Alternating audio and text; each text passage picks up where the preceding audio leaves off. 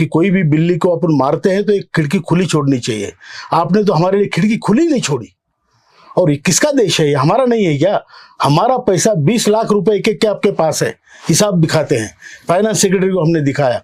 और उसके बावजूद आप अगर हमारी 7,500 महंगाई भत्ते की मांग नहीं पूरी कर रहे और रेवड़ियां बांटे जा रहे हो, पैसा हमारा बांट दूसरे को रहे हो। देखिए सर, ट्रेड यूनियन जो होती है वो कार्यरत कर्मचारियों का काम करती है, वो ट्रेड ही है, वो ट्रेड है। और ये जो लोग है, जो रिटायर्ड होता है आदमी, वो ट्रेड यूनियन का सदस्य नहीं रहता। ट्रेड यूनियन बड़ी चालाकी से बनाई गई है। रिटायर्ड आदमी के पास पैसा नहीं हो, देगा कहाँ से, पावती कहाँ से फाड़ेगा? तो ये जो बूढ़े लोग हैं, वृद्ध लोग हैं, जो और 5-6 साल जिएंगे, 10 साल जिएंगे, ये लोगों ने मिलकर अपना संगठन बनाया है। ये संगठन सामाजिक संगठन है जो अपने हक के लिए लड़ रहा है। पूरे देश के वृद्धों की फाइनेंशियल और सोशल स्टेटस बढ़ाने के लिए काम कर रहा है। अब उसमें ट्रेड यूनियन हमें बोलते हैं, बीएमएस ने मेरे को बोला कि हम में शामिल हो जाओ। मैंने बोला यार, तुम जो काम कर रहे हो कार्यरत कर्मचारी, वही ढंग से करो ना।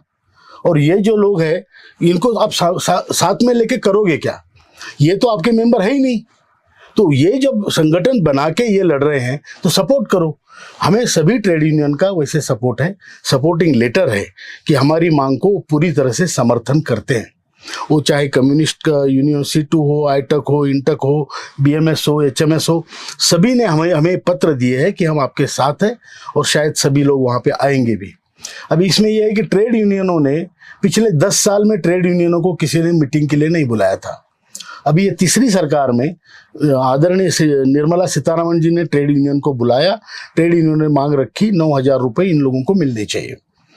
हमारी मांग है 7,500 महंगाई भत्ता, जो तकरीबन उतनी होती है। और जो बीएमएस है, उनकी मांग कुछ अलग है। उनको लगता है मैं अपने पॉकेट से दे रहा हूँ, वो 5,000 रुपये की मांग कर रहे हैं DA के साथ। तो जो भी है, मतलब समर्थन तो सभी का है, इस आंदोलन को समर्थन सभी का है। अब तक ट्रेड यूनियनों के आंदोलनों में EPS का नाम भी नहीं होता था, अब है। और मुझे जो फोन आते हैं वो बड़ी इज्जत से बोलते हैं कि ये संगठन कितना बड़ा हो गया। मैं आपको बता दूं सर, दिल्ली में सुप्रीम कोर्ट के एक वकील है मुकेश जिंगियानी जी, बड़े 86 साल के लॉयर है। उन्होंने मुझे एक बार बुला के मुझे मिलने आए और बताया कि आपको मालूम है आपका संगठन विश्व का सबसे बड़ा ज्येष्ठ नागरिकों का संगठन है। अब इतने बड़े संगठन को आप कैसे नकार सकते हो? और हम जिंदा है, मरे नहीं ना। लोकतंत्र में जब तक उंगली चलती है तब तक जिंदा है बॉस, और हम जिंदा है। और हम ये साबित करेंगे, इस इलेक्शन में साबित करेंगे। जब हमें कोई हमारी बात, हमारी गुहार, हमारी नम्रता से की गई अपील को कोई समझता नहीं है, तो जो भाषा आपको समझ में आती है वो भाषा में हम बात करेंगे। जो इंडस्ट्रियल सेक्टर के पूरे कामगार हैं, पूरे भारत में इसकी संख्या 29.5 करोड़ है EPFO के हिसाब से, उनके जो डॉक्यूमेंट है उससे। और कार्यरत कर्मचारी जो इस स्कीम में आते हैं वो है 7.5 करोड़, जो अंशदान कर रहे हैं आज की तारीख में। अगर आपका PF कटता है, अगर आप अंशदान कर रहे हो, तो ध्यान से सुनो, आपका भविष्य 1,000 रुपये पेंशन वाला है।